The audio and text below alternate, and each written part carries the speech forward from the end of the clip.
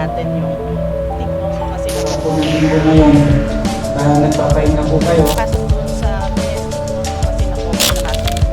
Bilhin ko lang kayo doon sa international.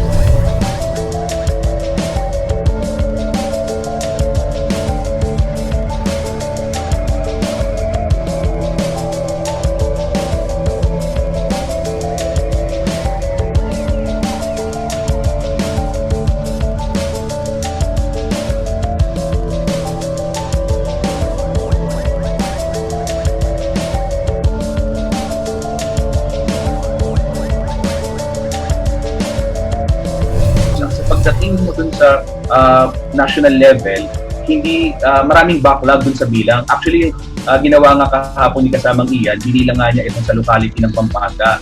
So dahil doon, nagka-idea din tayo, binilang naman natin at hinimay natin isa-isa naman yung mga probinsya sa Central Luzon. So doon sa ating findings, nakita natin na halimbawa na lamang sa Bataan, as of July 1, ang report ng DOH, 177 ang data. Pero sa Provincial Health Office ng Bataan, 212 na. Sa Bulacan, 388 ang report ng DOH, pero 402 na sa Provincial Health Office. Ganito rin sa Nueva Ecija, 73, tapos 74 ang PHO nila, ang Provincial Health Office. So, Pampanga ganun din, 130 ang DOH, ang Provincial Health Office 134. Ito ang Tarlac, 43 ang DOH, 40 ang Provincial Health Office, so mas mababa. Kaya itong malaking disparity. Sa Zambales, 43 ang DOH data, pero ang PHO nila, 29 lang ang datos. So, doon pa lang makikita natin. Ngayon, pag akyat ito, nakikita nga natin papuntang national level na siyang pinagpapasihan ng IATF sa paglalabas ng guidelines, mali-mali ang datos na kanilang nakikita or hindi tugma sa ground. Kaya dito nakikita na nagkakaproblema talaga dun sa pagpapatupad ng mga action nila para dito sa COVID-19. Ang tandaan natin, ang report ni regional, ito ang umaangat sa national. Ito ang binibigay sa mga policy makers.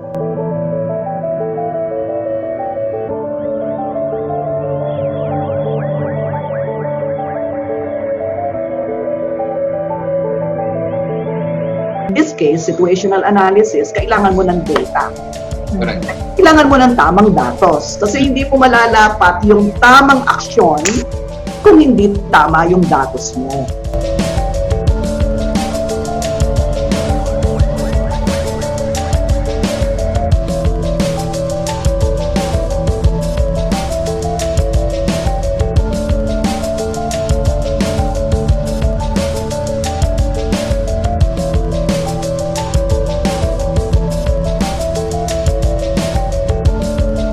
How can you trust kung meron kang late data? Ang tingin ko is about leadership and governance. Yan ang nakita ko. I think na-erode na yung credibility ng leadership niyan, starting from the Senate resolution to oust the secretary, number 1 yun. Number 2, in a Senate hearing, na nagkamali siya na nasa second wave na tayo. Okay? And then the third one, yung asymptomatic cases hindi daw pwede mag-transmit. Ang fourth one, yung failure to pay the compensation for the dead or nag-expire na may healthcare workers. If you remember that, na hindi nababayaran yung mga namatay na mga COVID cases. Yes. na 1 million each, 'di ba? 100,000 for those who survived nagkasakit, 'di ba? Yung pang-apat na yan. And then lately, itong malaking iskandalo on the data credibility and data management.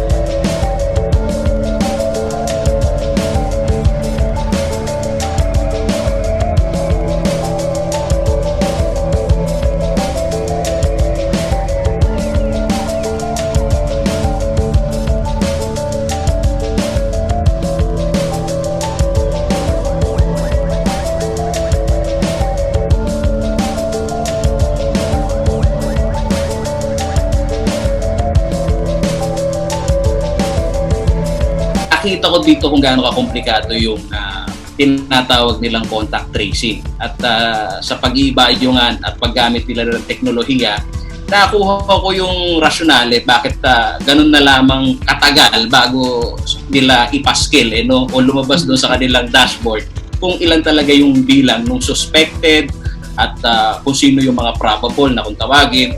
Kasi raw, nangyari na, Atchison, na yung isang suspected, yung transmission, hindi naman nangyari dito sa atin. Kumbaga, yung contact tracing, nakikita nila, sa ibang probinsya ito nangyari. So, ayaw na nilang maulit yun. No? At hindi daw ito labanan ng parang nakikipagkarera ka, paunahan ng impormasyon. Kasi magkamali ka lamang dito, ang laking bagay na yung isang lugar, ila-lockdown mo at ang daming mapeperwisyo. Yung lokal na ekonomiya at kung sakali kung yan hospital, apektado na rin pati yung mga nag-duty mo na frontline.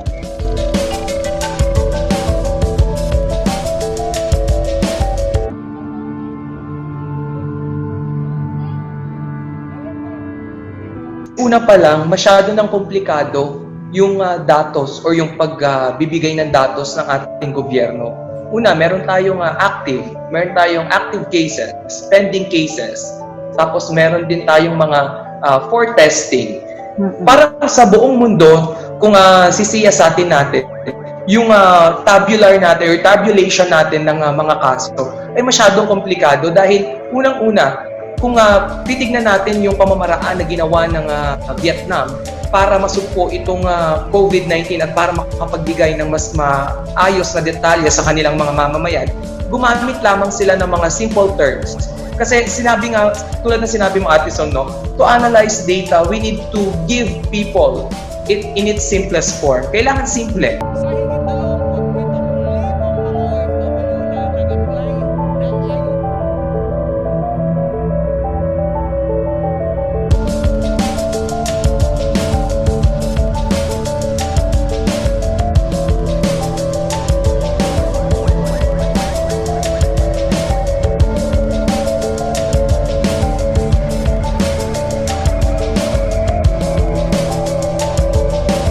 Pero kahit alam na natin, bilang mga mamamahayag, hindi natin basta-basta mailalabas dahil nga meron nga pong mga ganitong mga guidelines na pinatutupad, no, na kailangan munang hintayin na i-verify ng DOH bago natin maisabi o maibalita sa ating mga kababayan. Ang nakikita ko pa kasi dito, parang nagkakaroon din po ng nagiging mahirap din on our part na kumuha ng agarang datos mula po sa DOH. Ito, na-experience natin ito noong mga unang buwan na tayo po ay nagbabantay dito sa sitwasyon sa COVID-19. Kinakausap natin sa DOH. I remember, nung kukuha tayo ng latest data, tungkol nga dito sa mga kaso na ito, ang pahirapan meron silang dinadivert nila tayo dun sa kanilang hotline. Ang malinaw dito, may problema talaga dun sa sinasabi nga ni Dr. Lietso na real time pagdating sa mga datos. Ginagawa natin ang lahat ng ating makakaya para ma-provide natin ang tamang datos real time. Ngunit maraming stumbling blocks at ang nagpo-pose ng pinakamalaking problema sa atin yung data management sa bahagi ng DOH.